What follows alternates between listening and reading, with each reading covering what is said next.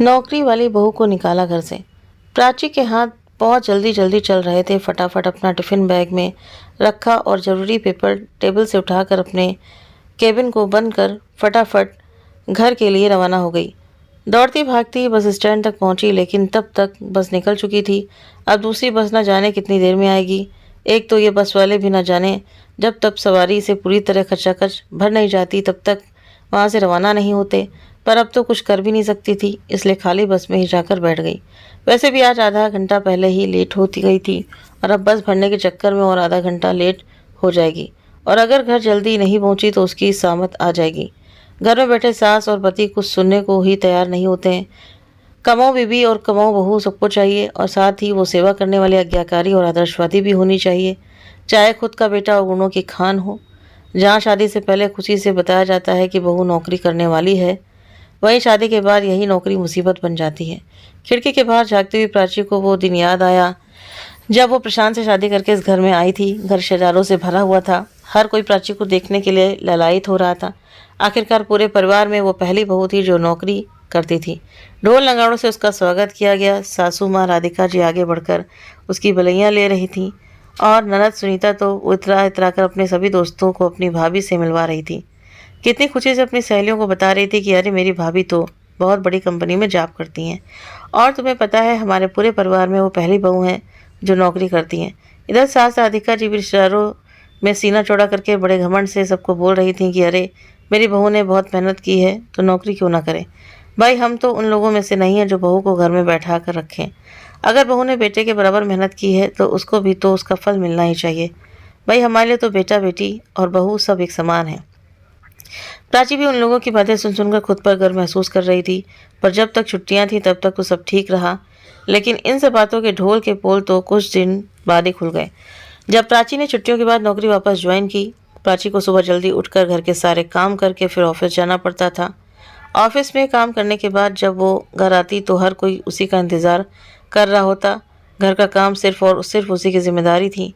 आखिर वो बहू जो थी, एक दिन उसे ऑफिस से निकलने में देर हो गई। घर पहुंचते पहुंचते काफ़ी वक्त लग गया। घर पहुंची तो देखा कि तीनों माँ बेटी हाल में ही बैठे हुए थे और सबके मुंह फूले हुए थे। उसे देखते ही राधिका जी ने कहा, बहू ये कोई वक्त है घर आने का? तुम्हारे चक्कर में यहाँ सब भूखे बैठे हुए हैं। अभी तो घर आई हो तो पता नहीं खाना तो कब तक बनाओगी। प्राची हैरानी से उन लोगों की शक्ल देखने लगी। मतलब उसके इंतज़ार में अभी तक खाना भी नहीं बना? मतलब बहू के घर आने के बाद क्या घर के सारे सदस्य खाना बनाना भूल गए? तभी ननद सुनीता बोली, अरे भाभी अब खड़े खड़े टाइम वेस्ट मत करो, फटाफट खाना बनाओ, पेट में चूहे दौड़ रहे हैं, और प्लीज़ कुछ अच्छा ही बनाना। उसकी बात सुनकर प्राची ने कुछ नहीं कहा और बैग अपने कमरे में रख हाथ मुंह धोकर रसोई में आ गई। देखा तो घर में सब्जियां भी नहीं हैं।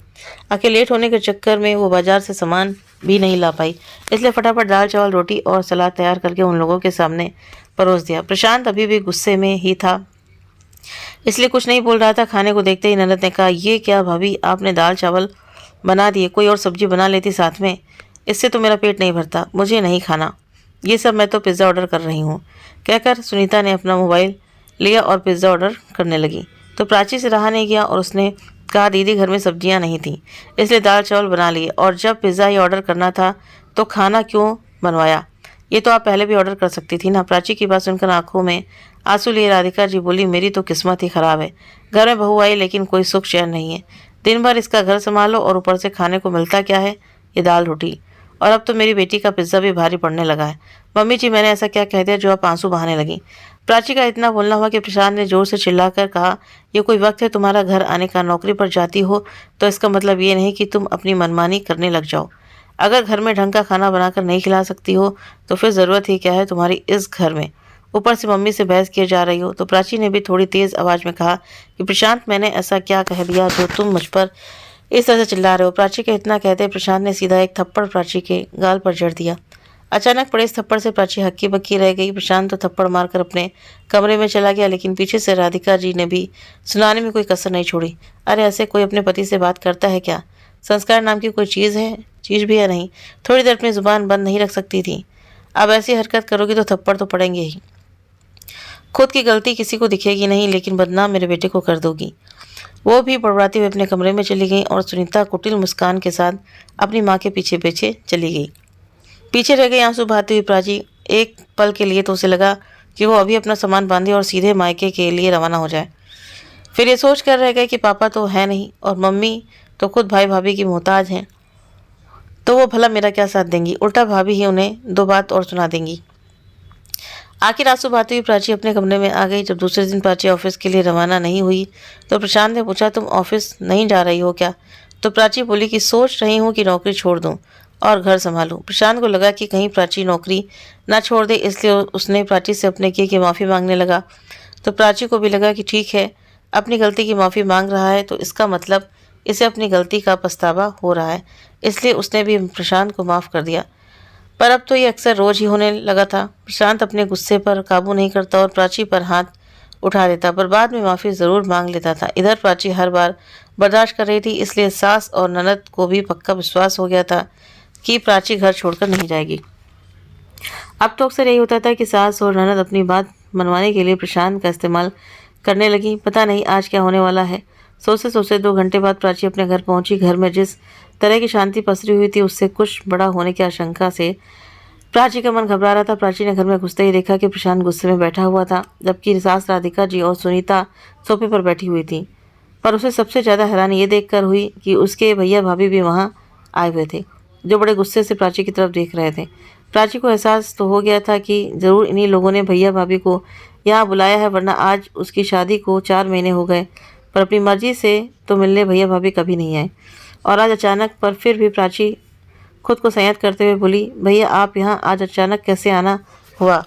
इससे पहले भैया कुछ कहते भाभी उस पर चिल्लाते हुए बोली, क्या इसी दिन के लिए तुम्हारी शादी की थी हमने कि तुम हमें अपने ससुराल वालों के सामने बेइज्जत करो?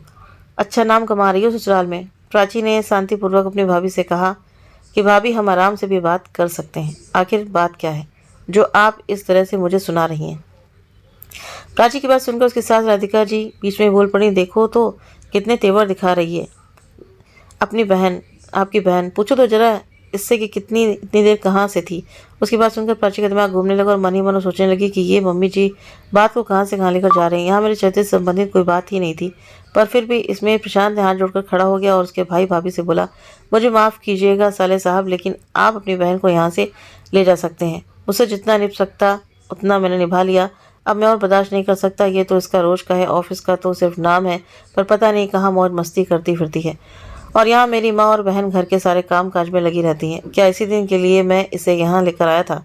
अरे नहीं नहीं प्रशांत जी, हमारी बात तो सुनिए, हम समझाते हैं इसे अभी, अगर नहीं समझेगी तो 2 थप्पड़ लगाकर समझाएंगे इसे, पर आप थोड़ी शांति बनाए रखें। भाभी बीच में ही बोली। फिर प्राची के भैया सोमेश की तरफ देखते हुए बोली, अरे बैठे बैठे देख क्या रहे हो, बोलते क्यों नहीं? क्या समाज में अपनी नाक कट जाने का इंतज़ार कर रहे हो? मैं कह देती हूँ कि अगर इसका घर बिगड़ गया तो आखिर भाभी बोलते बोलते चुप हो गई। कहीं उनके मन की बात मुंह पर ना आ जाती तो शायद ननद का घर बिगड़ जाता और वो वापस मायके में आकर बैठ जाती।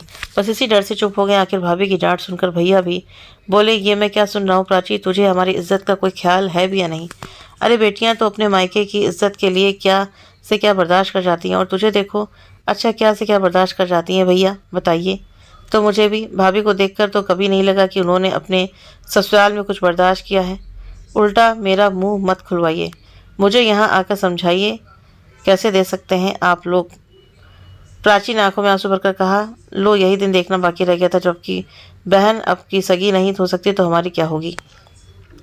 अब तो साबित हो गया ना, या अभी भी आपको कोई सबूत चाहिए? राधिका जी ने अपने हाथ नचाते हुए कहा। तो भाभी बोली, अरे मैं भी तो निभा रही हूँ तुम्हारी माँ के साथ, पर मजाल है कोई मुझे कुछ कह दे। तभी प्राची ने जवाब दिया कि आपको कोई कुछ नहीं कह सकता। भाभी और कैसे रह रही हो आप माँ के साथ, ये भी सभी को अच्छे से पता है। आपके किस्से तो हमारे अड़ोस पड़ोस तक में मशहूर हैं, इसलिए आप ना ही बोले तो अच्छा है, क्योंकि अगर आपकी जैसी बहू इन लोगों को मिल जाती ना तो इन लोगों को आटे दाल का भाव पता चल जाता। इतने में उसके भैया कुछ कहने को हो तो प्राची का हाथ जोड़ते हुए बोली कि मेरा आपसे एक निवेदन है भैया कि आपको मेरे घर के मैटर में बोलने की कोई ज़रूरत नहीं है। जो अपनी माँ के लिए नहीं बोल पाया वो मेरे लिए क्या बोलेगा, इसलिए माफ़ करो भैया, जब मैं अपना खुद देख लूँगी। वैसे भी आपने मुझे अपने पैरों पर खड़ा किया है तो थोड़ा तो मुझ पर विश्वास करो। आखिर भैया गर्दन झुकाए खड़े हो गए और दरवाजे की तरफ रवाना होते हुए एक बार प्राची के सिर पर हाथ रखा और फिर घर से बाहर निकल गए। अब भाभी वहाँ रुक कर क्या करती, इसलिए वो भी पीछे पीछे पैर पटकती हुई रवाना हो गई। दोनों के जाने के बाद प्राची ने उन तीनों के चेहरे की तरफ देखा तो तीनों अभी भी मुंह फुलाए भक्के बक्के से खड़े थे। तो प्राची ने बड़ी शालीनता से कहा कि आप लोगों को क्या लगता है कि मुझे बोलना नहीं आता? ये आप लोगों की बहुत बड़ी गलतफहमी है। ये तो मेरी माँ के संस्कार है कि मैं चुप हूँ। मैं इस रिश्ते को शांतिपूर्वक निभाना चाहती थी, पर इसमें आप सभी के सहयोग की ज़रूरत थी। पर मुझे लग रहा है ये रिश्ता सिर्फ मैं निभा रही हूँ। आप लोग तो शायद मुझे इस घर में रखना भी नहीं चाहते, इसलिए आप लोगों ने आज मेरे चरित्र पर भी उंगली उठा दी।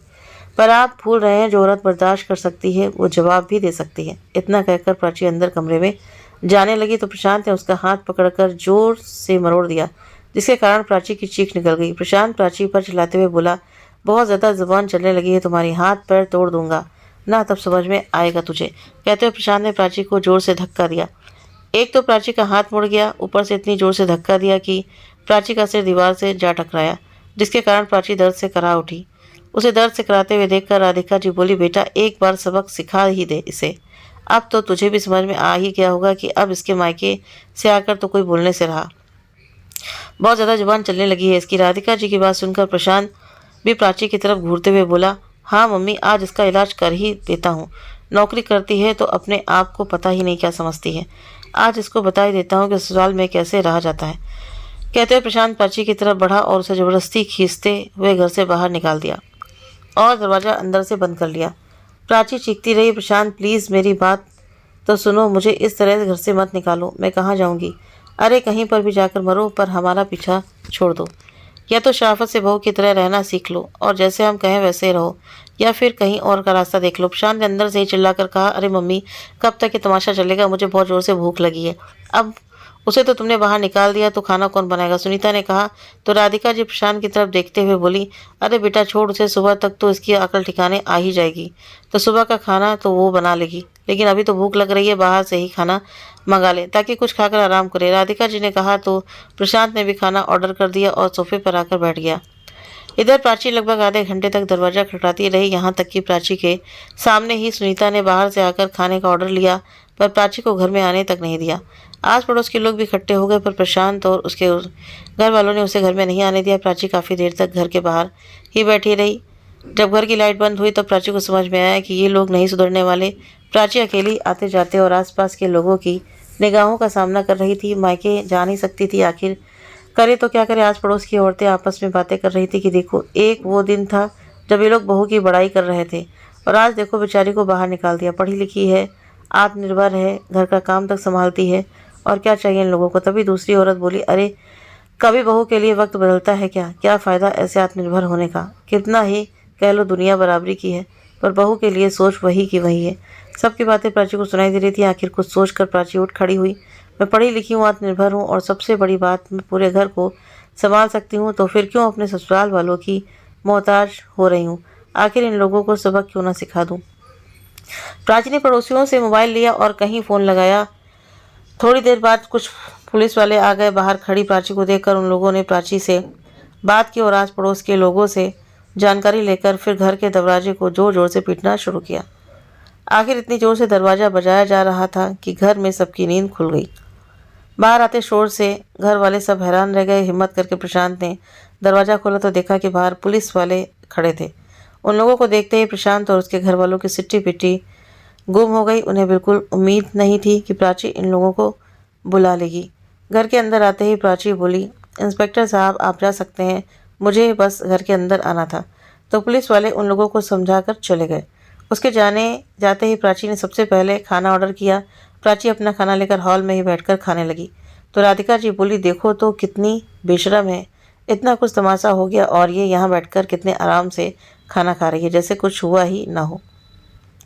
आप इसे सिखाए सासू माँ, अभी थोड़ी देर पहले आप लोगों ने भी यही सब किया था। प्राची ने कहते हुए अपना खाना जारी रखा तो प्रशांत गुस्से में बोला, बहुत तमाशा किया है तुमने आज उन पुलिस वालों को यहाँ बुलाकर, अब देखता हूँ कौन बचाता है तुझे। कहते हुए प्रशांत जैसे ही प्राची की तरफ बढ़ा तो प्राची ने एक जोरदार थप्पड़ प्रशांत के गाल पर जड़ दिया। प्राची के इस तरह के व्यवहार से राधिका जी अपने मुंह पर हाथ रखकर हैरानी से प्राची की तरफ देखती रह गईं। प्रशांत अपने गाल को सहलाता हुआ उसे घूर रहा था। तेरी इतनी हिम्मत कि तूने मुझ पर हाथ उठाया, भूल गई तुम कि मैं तुम्हारा पति हूँ। अच्छा पति? कैसा पति? कौन सा पति? और पति होता क्या है? क्या तुझे ये पता भी है? पति बनने का तो बहुत शौक है तुम्हें, फिर पत्नी का मान सम्मान क्या होता है क्या वो भी पता है तुम्हें? अरे बेशरम, अगर इतनी समस्या थी तो चली जाती ना यहाँ से और हमें भी चैन से रहने देती, राधिका जी ने कहा। तो प्राची मुस्कुराकर बोली, अरे इतनी आसानी से कैसे चैन से रहने देती आप लोगों को? जा तो मैं सकती थी, पर मुझे आप लोगों का चेहरा सबके सामने लाना था, वो मैं ले आई। मैंने आपको पहले भी कहा था कि मैं कमज़ोर नहीं हूँ, पर फिर भी आपने गलती की, इसलिए अब आपके बेटे ने मुझे जितने थप्पड़ मारे हैं ना, हर एक थप्पड़ की कीमत वसूल करके ही जाऊंगी। और जिस दिन कीमत पूरी हो जाएगी उस दिन अपने आप ही चली जाऊंगी, पर तब तक आप लोगों का जीना हराम कर दूंगी। और वैसे भी अब मुझ पर हाथ उठाने से पहले 10 बार सोच लेना, सभी को पता चल चुका है कि आप मुझे परेशान करते हो। कल को अगर मेरे साथ कुछ भी हुआ तो सबसे पहले आप लोगों को जवाब देना पड़ेगा। फिर आप जाने और आपका काम। प्रशांत कुछ कहने को हुआ तो प्राची ने हाथ दिखाकर उसे रोकते हुए कहा, अभी मुझे बहुत ज़ोर से भूख लगी है, मुझे खाना खाने दो। और हाँ सासू माँ, कल से आपके घर का काम आप खुद ही संभाल लेना या अपनी बेटी से करवा लेना। अब ना तो मैं आपकी मुफ्त की नौकरानी हूँ और ना ही अपनी कमाई आप लोगों को देने वाली हूँ। अब मुझसे जितना होगा उतना ही करूँगी, कहकर प्राची चुपचाप खाना खाने बैठ गई। पर किसी की हिम्मत नहीं थी कि उसे उसकी जगह से उठा दे। एक वो दिन था और एक आज का दिन है। प्राची के ससुराल वालों की हिम्मत नहीं हुई उसे दोबारा परेशान करने की। अब वो अपनी मर्जी से उठती, अपनी मर्जी से खाना बनाती, लेकिन बाकी काम उसकी सास और ननद करती थी। अब प्राची से कुछ उल्टी सीधी बात करने की उनकी हिम्मत भी नहीं होती थी। प्राची अब घर में अपनी तनख्वाह बिल्कुल नहीं देती थी, तो राधिका जी एक एक पैसे के लिए मोहताज रहने लगी थी।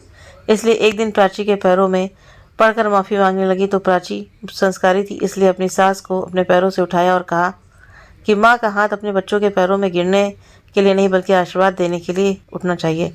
आप ऐसा काम ही क्यों करती हैं कि आपको किसी के पैरों में गिरना पड़े? अब आपको अपनी गलती का एहसास हो गया, मेरे लिए यही बहुत बड़ी बात है, कहकर प्राची ने राधिका जी को गले से लगा लिया।